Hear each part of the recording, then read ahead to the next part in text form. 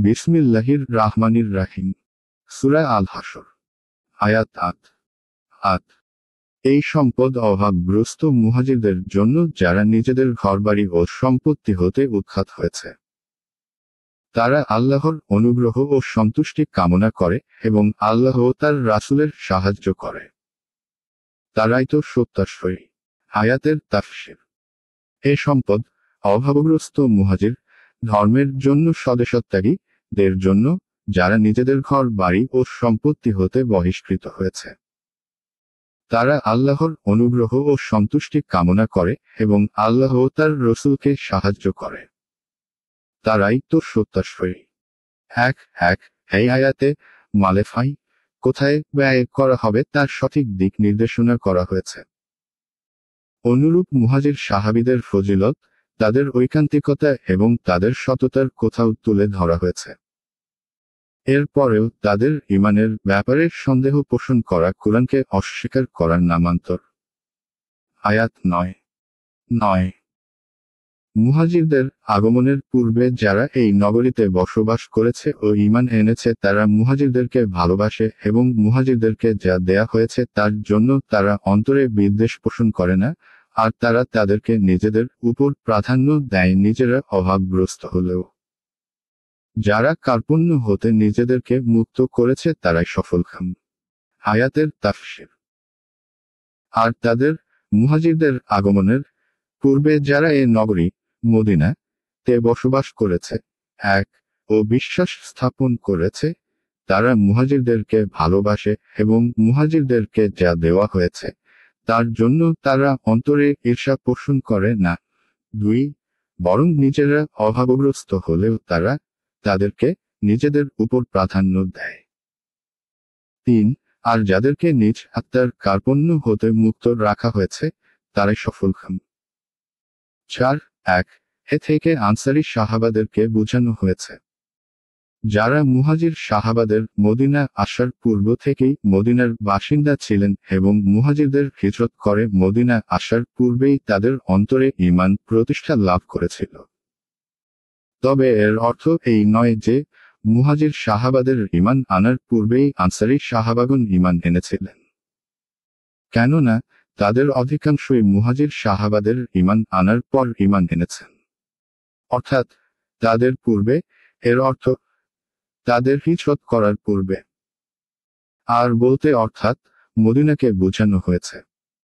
২ অর্থাৎ মুহাজির সাহাবীদেরকে আল্লাহর রসূল সাল্লাল্লাহু আলাইহি ওয়াসাল্লাম যা কিছু দিতেন তাতে তারা না হিংসা করতেন আর না মনে কোনো প্রকার সংকীর্ণতা অনুভব করতেন।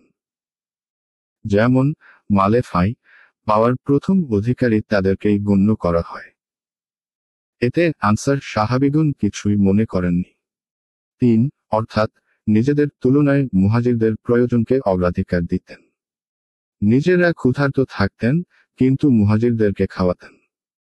যেমন হাদিসে একটা ঘটনা বর্ণিত হয়েছে যে একদা নবী সাল্লাল্লাহু আলাইহি ওয়াসাল্লাম এর নিকট একজন মেহমান এল।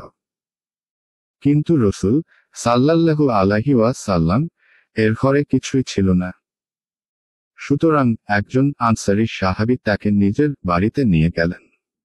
ঘরে গিয়ে স্ত্রীকে জানালে স্ত্রী বললেন, ঘরে তো কেবল ছেলেদের খাবার মতো সামান্য কিছু আছে। পরে উভয়ে পরামর্শ করলেন যে ছেলেদেরকে আজ ভুলিয়ে ভালিয়ে ক্ষুধার্ত রেখেই ঘুম পাড়িয়ে দাও এবং আমরা নিজেরাও কিছু না খেয়েই ঘুমিয়ে যাব। তবে মেহমানকে খাওয়ানোর সময় ছল করে বাতিটা নিভিয়ে দেবে, যাতে সে আমাদের ব্যাপারে জানতে না পারে যে আমরা তার সাথে খাবার খাচ্ছি না।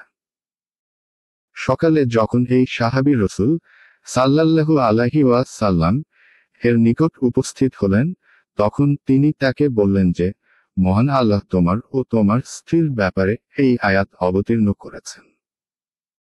সহিহ বুখারী সূরা হাশরের তাফসীর। তাদের ত্যাগের একটি বিস্ময়কর দৃষ্টান্ত এও যে একজন আনসারী সাহাবীর নিকট ২ জন স্ত্রী ছিল। তিনি তার মুহাজির ভাইকে প্রস্তাব দিলেন যে আমি তোমার জন্য আমার একজন স্ত্রীকে তালাক দেব। ইদ্যত অতিবাহিত হওয়ার পর তুমি তাকে বিবাহ করে নেবে। বুখারী বিবাহ অধ্যায় 4 হাদিসে আছে যে কৃপণতা হতে দূরে থাকো, কারণ এই কৃপণতাই তোমাদের পূর্ববর্তী লোকদেরকে ধ্বংস করে দিয়েছে। এই কৃপণতাই তাদেরকে নিজেদের রক্তপাত করতে এবং হারামকে হালাল করে নিতে প্ররোচিত করেছিল। মুসলিম নেকি অধ্যায় পরিচ্ছেদ অত্যাচার করা হারাম। আয়াত 10 যারা তাদের পরে এসেছে তারা বলে, হে আমাদের রব, আমাদেরকে এবং ঈমানে অগ্রগামী আমাদের ভাইদেরকে ক্ষমা করুন এবং মুমিনদের বিরুদ্ধে আমাদের অন্তরে হিংসা বিদ্বেষ রাখবেন না। হে আমাদের রব, আপনি তো দয়ার্দ্র, পরম দয়ালু। আয়াতের তাফসীর। যারা তাদের পরে এসেছে তারা বলে, হে আমাদের প্রতিপালক, আমাদেরকে এবং বিশ্বাসে অগ্রণী আমাদের ভ্রাতাদেরকে ক্ষমা করো এবং মুমিনদের বিরুদ্ধে আমাদের অন্তরে হিংসা বিদ্বেষ রেখো না। হে আমাদের প্রতিপালক, তুমি তো অতি দয়ার্দ্র, পরম দয়ালু। এরা হলো মালেফাই পাওয়ার তৃতীয় অধিকারী দল, অর্থাৎ সাহাবীদের পর আগত এবং তাদের অনুসরণকারী। এতে তাবেইন এবং কিয়ামত পর্যন্ত আগত সকল ঈমানদার ও আল্লাহভীরু শামিল। তবে শর্ত হলো, তাদেরকে আনসার ও মুহাজিরদেরকে মুমিন জেনে তাদের জন্য ক্ষমা প্রার্থনাকারী হতে হবে। তাদের ঈমানের সন্দেহ পোষণকারী, তাদেরকে গালি মন্দকারী এবং তাদের বিরুদ্ধে নিজেদের অন্তরে বিদ্বেষ ও শত্রুতা পোষণকারী হলে হবে না।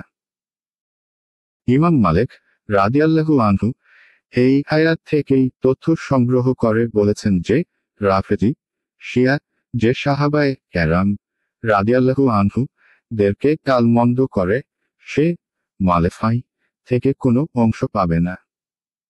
কেননা মহান আল্লাহ সাহাবীদের প্রশংসা করেছেন, কিন্তু রাফেজি তাদের নিন্দা গেয়ে বেড়ায়। ইবনে কাসির আয়েশা রাদিয়াল্লাহু আনহু বলেন, তোমাদেরকে মুহাম্মদ সাল্লাল্লাহু আলাইহি ওয়াসাল্লাম এর সাহাবীদের জন্য ক্ষমা প্রার্থনা করার নির্দেশ দেওয়া হয়েছে, কিন্তু তোমরা তাদেরকে গালি দিলে। আমি তোমাদের নবীকে বলতে শুনেছি যে এই জাতি ততক্ষণ পর্যন্ত ধ্বংস হবে না যতক্ষণ না তাদের পরবর্তী লোকেরা পূর্ববর্তী লোকেদেরকে অভিসম্পাত করবে। বাগবী।